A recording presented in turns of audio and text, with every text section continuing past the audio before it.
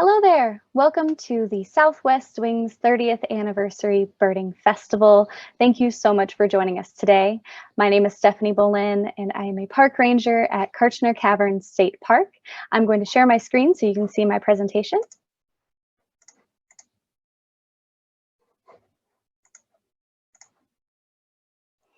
Today we are going to be talking about birding Kartchner Caverns State Park. So like I said, my name is Stefany Boleyn and I am a park ranger here. Before that, I was a naturalist at the Eagle Creek Park Ornithology Center in Indianapolis, Indiana, and I have been a birder for just over 5 years. I would like to start today by telling you a bit of a story. This is a photo of my mom and I on a pelagic at the San Diego Bird Festival before COVID hit. And 4 years ago, my mom, who is also a birder, moved to Tucson, giving me a great excuse to do a bunch of back and forth travel to Southeast Arizona to bird. When we got out here, we looked up hotspots on eBird. We got tips from locals and friends of ours who had visited, and we started exploring. Funnily enough, we had taken several trips down to the Huachucas to bird, and though Kartchner Caverns State Park is an eBird hotspot, we hadn't been there. We honestly had no clue that it existed until I started looking for jobs out here.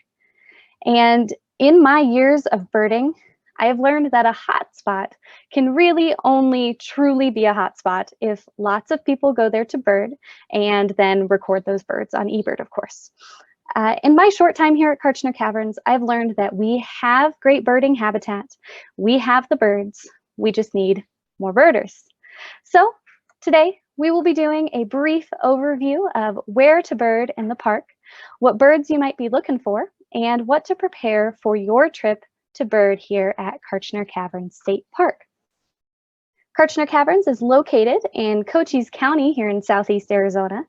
We're about 9 miles south of Benson and I-10 along Highway 90. We have over 700 acres in the eastern foothills of the Whetstone Mountains, and our average elevation is about 4,500 feet. Our park is on the edges of the Chihuahuan and Sonoran deserts, and we receive about 13 inches of rain annually. That's slightly higher than the 10 inches required to be considered a desert. So our elevation combined with that extra rain makes most of our habitat semi-desert grassland. Some of the main vegetative habitats throughout the park include riparian woodlands, dwarf scrub, shrublands, thickets, and areas of herbaceous or non-woody vegetation, including desert, mesquite, and dry grasslands.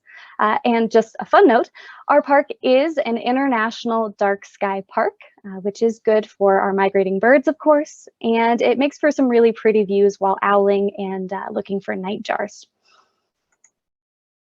So let's talk about planning your birding trip to Kartchner Caverns State Park. Like I said, we're located about 9 miles south of I-10, and there are amenities at the closest exit to the park, which is 302. Along Highway 90, keep an eye out for ravens, red-tailed hawks, and the occasional Swainson's hawk in the summer. And once you get to the park, you'll come across our gatehouse. If you have an Arizona State Park pass, you will get in for free. Also, if you have a cave tour reserved, you will also get in for free. And if you're just coming to the park to bird, our current gate fee is about $7 per vehicle. Our gate fees help us maintain and conserve our park, as we don't currently receive tax funding. At the gatehouse, make sure to ask for our trail guide, park map, and a bird checklist if you'd like one. And I am hoping to update our bird checklist as we go throughout, but it is fairly accurate. Currently, our Discovery Center, which is our main nature center, is open 9:30 to 5, though those hours might be expanding in the near future. But that also means that our restrooms are currently open until 5, but there are additional restrooms at the Guindani Trailhead. We do have water fountains outside of the Discovery Center, but I would highly recommend bringing water and a snack with you. Now, there's a saying where I'm from that there's more than corn in Indiana, and the same could be said for Kartchner Caverns, and I would be remiss if I didn't mention our cave. Our biggest claim to fame, of course, is our wheelchair accessible cavern system, which was discovered in 1974. Our park opened to the public for cave tours in 1999. And if you would like to see the cave, definitely call ahead to book a tour, as there are no self-guided tours through the cave. All right, on to where to bird. This is a map of our park, our campground, and our trails. On the right side of the map is our Foothills Loop Trail, and branching off of that is our Ocotillo Trail. So take note of how the Ocotillo does branch off of the Foothills Trail and that it's not its own contained trail. On the left side of the map is our Guindani Loop Trail, which is technically in Coronado National Forest, but we do have a trailhead in our park. The Ocotillo Trail is considered our easiest trail. The Foothills Loop Trail is kind of the next step up, a little bit more difficult. And the Guindani Trail is the most difficult of the three trails. Okay, so first, let's talk about that Foothills Loop Trail. It is just about 3 miles long, with some steeper rocky areas through the midsection of it. It does go around the cave hill, and the initial parts of the trail are in a really nice riparian habitat. It actually goes through a part of the Guindani Wash. That, in my opinion, is going to be your best birding along this trail. And as you do make your way along the trail, you will get into more high desert grassland, and the numbers of those birds will start to drop off. However, there are still birds up there, and the trail does provide a lot of really beautiful views of the surrounding mountains. And on clear days, you can see clear over to Cochise Stronghold and the Dragoon Mountains. Branching off of that Foothills Loop Trail is the Ocotillo Trail. If you do the Ocotillo on its own, you do have to do part of the Foothills Loop Trail, and in total, you'll still walk around 3 miles. It is a bit easier, a lot more flat than the Foothills Loop Trail. If you do the Ocotillo and still want to do the middle section of that Foothills Loop Trail, it will be, of course, a bit longer. The Ocotillo is still mostly high desert grassland, but it avoids a lot of the more steeper, rocky areas that the midsection of that Foothills Loop Trail does go into. Our third and most challenging trail is the Guindani Loop Trail, and it is about 4.2 miles long. The trailhead is located at the end of the main road that runs through the park, and the trail heads into Guindani Canyon, which does have its own eBird hotspot. Personally, I would recommend taking the trail counterclockwise, as I believe that the first couple of miles on the trail has the best birding and the best views if you make it all the way around. It does go over some steeper rocky areas, and you will go up to about 5,600 feet elevation-wise. But we birders know that we can bird just about anywhere, and that a mile or even half a mile can provide just as many birds as the whole trail can. The first mile or so of the trail heading counterclockwise is fairly easy too, so definitely don't be intimidated. There are plenty of birds to be seen without having to go up the whole trail. Speaking of being able to bird anywhere, there are some unexpected places to bird throughout the park. Here we have a blue grosbeak that I found along the roadway heading into the park just behind the gatehouse, as was this canyon towhee, which was perched right next to the gatehouse. The gatehouse is a public building, and it also has a restroom, so you are welcome to park and bird around it. Just try to stick to the areas by the gatehouse and not bird in the road. This curve-billed thrasher was seen outside of the Discovery Center.